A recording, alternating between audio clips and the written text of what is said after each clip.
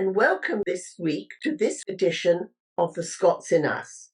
We're going to turn our attention to Pittencrieff, to Dunfermline, and I'm delighted that we're able to be joined by Gillian Taylor, who is going to tell us all about what is going on at Pittencrieff. Gillian is the CEO of the Dunfermline Carnegie Trust. And so, Gillian, without more ado, how are you? Good morning, Camilla. I'm very well, thank you. And I wondered if, before we can speak about Pittencrieff, which is such a wonderful project, and we're very proud to be playing a small role in it, if you could tell us and set the scene about Andrew Carnegie, the man who, though he left and moved to the United States as a young boy, never forgot Dunfermline, never forgot Scotland, never forgot his roots. And so let's hear from you a little bit more about that side of things first. Yes, of course. Well, I'm based here in Dunfermline in Scotland, and Andrew Carnegie was born here. He was born in 1835 to a weaving family in the town. Now the family fell on hard times, really. There wasn't a big lot of desire for handloom weaving at that time. So they emigrated to America when Andrew Carnegie was just 12 years old. So he did leave his hometown here in Scotland when he was 12, but never ever forgot it. The family went off to America for a better life, and they settled in Pittsburgh. And young Andrew didn't go to school after that. His education ended at that time. But he was a very clever boy, and he started working in a cotton mill. And then he started working as a telegram boy, training himself on Morse code. And he became a self-educated man, borrowing books from private libraries, eventually working on the railroads. And when he was working on the railroads, he realized that there was a real need for steel. So he started investing into steel and built up a huge steel empire in Pittsburgh. And that's really how he made his vast fortune. So when he sold his steel empire, he became the richest man in the world at that time. But he's a very Scottish man, Scottish roots and Scottish morals, and he had a belief ever since he was a young man that a man who dies rich dies disgraced. That was his motto. So he spent the remainder of his life, the last sort of 30 years of his life, giving away this vast fortune on a variety of projects and ideas close to his heart. So he's probably best well known for founding public libraries, because education was so important to him. But he also funded universities and colleges. He funded science and research. He also was a pacifist, and he funded peace and democracy as well. So he's a really interesting character, and he certainly didn't forget his Scottish roots. He was so proud of his hometown of Dunfermline, and he came back to Scotland often. He had a holiday house in the Scottish Highlands called Skibo, but he came back to his hometown of Dunfermline often and left an endowment for the people of his hometown. And with that endowment, we still carry on the work that he wanted us to do here. And he asked us to spread sweetness and light. That's what he asked us to do. So it was all about the people that lived here and improving their life and quality of life here. But he also, amongst all these large projects he did, as you say, the support of the soul of a person, and when they're not maybe having a lot in their lives, being able to hear wonderful music. So I love the fact that of all the organs he put into the churches in the United States, but also back in Scotland and the UK, and also the libraries, of course, because everybody should be able to have a book. Because he was quite naughty as a child, wasn't he? he was quite rebellious about different things. And that, in fact, is how Pittencrieff came to be in his sights as something for the people. Yes, he was an active child, I think, and a very inquisitive child. Inquisitive, Um, better. yeah, maybe inquisitive more than naughty. Yes, absolutely. His family were well known in the town as well. You know, they were striving to improve things in the quality of life for people here. And yes, Pittencrieff Andrew was born in a little cottage on the outskirts of Pittencrieff Estate. It was a private estate at that time, and his cottage, his family's cottage, was based just outside the gates. And Andrew used to peer through the gates into this wonderful estate and gaze in wonder. And he really wanted that to be his playground. He thought it was such a beautiful place. So he used to climb over the gates and then get chased out by the gamekeeper. Um, so he took great delight when he made his fortune in coming back to Dunfermline and actually buying that private estate and gifting it to the people of Dunfermline. And Pittencrieff today is a public recreational park, and that's what our project is doing just now. Well, and it's a wonderful park. I mean, it's 85 acres, I think, isn't it? Yes, it's just There's, over 80. yeah, there's a glen, there's a waterfall, and then there's this wonderful house that can be transformed. It's halfway there into a wonderful centre. Could you tell us a little bit about the house? Yeah, so at the heart of the park, there is Pittencrieff houses, the former laird's house of the park, and it's a beautiful 16th century building. It has a strong historical link in there. There's several families connected to that house who also went to America. So, for example, General Forbes, who named Pittsburgh, he was born and brought up in Pittencrieff House.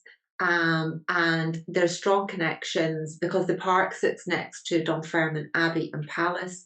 Dunfermline used to be the ancient capital of Scotland, so there's strong royal connections, and there's also connections to Robert the Bruce, who is buried in the abbey next to the park, and William Wallace, who also spent time in the park. So there's several families involved in the house as well, and the house has been lying empty for a few years now, but it has got huge potential. So what we're wanting to do is to reopen and repurpose the house as a visitor experience centre, which tells these wonderful stories of all the families and the history of this beautiful park, but also use the house for weddings and events and exhibitions. It's a lovely space to do that. And so that's what we're planning to do through this project. The park is used every day of the year by so many people, and you already have a very lovely restaurant and a playground, and you do festivals there. You do a festival in September. You've just finished one, haven't you?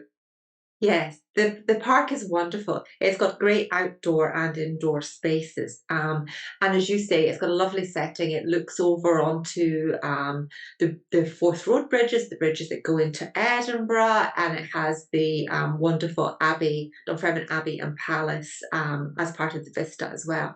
So yes, we do lots of activities. It's an all year round park. It's not a seasonal park. We do lots of activities and events there, but there's opportunity to do even more. Dunfermline has recently been granted city status by the late Queen Elizabeth. So what we're finding is that we're now becoming a destination, a tourist destination. For people to come, and there's lots of people who want to come and find out about our history and our heritage and the beautiful things that we have here. So the park plays a really important part in that because it sits right at the city centre. and it links into the Heritage Quarter. And it's a local park for local people to love and enjoy and exercise. But it's also a park for tourists and international visitors. And we're really keen to encourage other people to come and enjoy our park as much as we do. I think something that people don't always understand, because, especially in America, driving 3 hours is nothing for us. And I remember when I was showing someone a distance on the map, but to ask them how far they thought Glasgow to Edinburgh was, and they said 3, 4 hours, thinking of a US map. And I said, no, 40 minutes. And that's a wonderful thing, is that actually Dunfermline is very close to Edinburgh and can take you on this wonderful trajectory up the East Coast, and then be a wonderful base for which you could go up to Dundee or explore further up from there. I mean, I think it's such a great way to bring people to the eastern side of Scotland. They go so much to the west and to the islands that side, and it's lovely. It's so beautiful. Yes, you're absolutely right, Camilla. There's lots to do in the east side of Scotland. I mean, Edinburgh is obviously our capital, but as you say, we're so close to Edinburgh. We're 30 minutes on the train from Edinburgh, and we're actually only a 20-minute drive from Edinburgh Airport. So the location of Dunfermline is really, really good. We're based in the Kingdom of Fife, which is just over the Forth from Edinburgh, on the east coast. Fife's probably best known for St Andrews, the home of golf, and so we're very close to St Andrews. We're close to Dundee, so Dunfermline is a great stop off if you're doing an East Coast tour of Scotland, and there is so much to see here. It's a really interesting place, lots of history and heritage, and beautiful spaces to visit. And people can visit Andrew Carnegie's birthplace, which is They can. fascinating. They absolutely can. So the little cottage that I was talking about earlier, where Andrew was brought up, really in poverty, the family lived in one room upstairs and the weaving went on downstairs. So the cottage was actually bought by Andrew Carnegie's wife, Louise, as a surprise present for his 60th birthday. And so it was then handed over to the Carnegie Dunfermline Trust, and we run it as a museum. And there's a large Art Deco museum hall was added on in the 1920s to the museum. But the museum's a fascinating insight into the life of Andrew Carnegie, and people can see what humble beginnings he really started in to then become the richest man in the world. But also the museum also tells the story of philanthropy and the joy of giving, and how Andrew Carnegie has really encouraged modern day philanthropists to think about their money, and if they've made a lot of money, how they can use that for the greater good. And so it's an inspiration to modern day philanthropists. And we still do honour, through our Carnegie family of institutions, we still do honour modern day philanthropists through Carnegie Medals of Philanthropy as well. And the museum really does tell the story about all these ideas that Andrew had for how he wanted his money to be spent, and how they're still carrying on today, whether it's through as you say, libraries, or through the Peace Palace in The Hague in the Netherlands, or through the Carnegie institutions that are in the States, or Carnegie Hall in New York. I mean, there's so many different things that Andrew was interested in, that inquisitive mind, and so he left these legacies for us to carry on his work, which we do today. Well, I'm so grateful to have had this chance to talk with you and discuss and be able to share with everybody a little bit more about this wonderful project, which we're just beginning to share over here.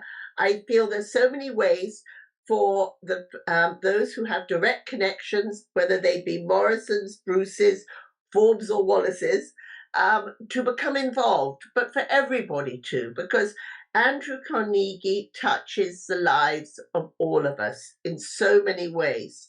And this is wonderful if we can help to bring Pittencrieff House through to the next stage of its life, because that is what you're doing. And congratulations, Gillian. Thank you for all you're doing and for sharing it with us today. Yeah, thank you, Camilla. Yes, you're absolutely right. You know, this Andrew Carnegie gifted this park 120 years ago, and it's a wonderful park. But we really want to shape the next 100 years because we think it's such an important gift.